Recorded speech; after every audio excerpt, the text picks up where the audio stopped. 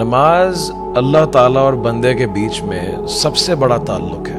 اللہ تعالیٰ نے جب آدم علیہ السلام کو زمین پر اتارا تو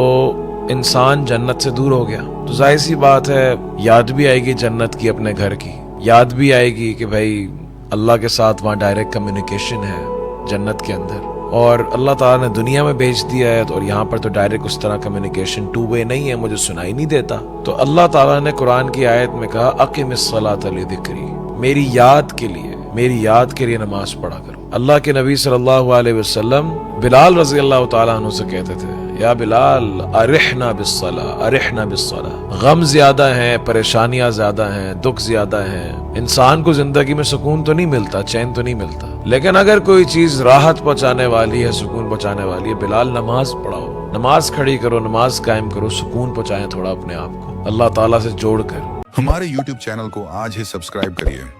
ثواب اور نیکی کے حقدار بنیے۔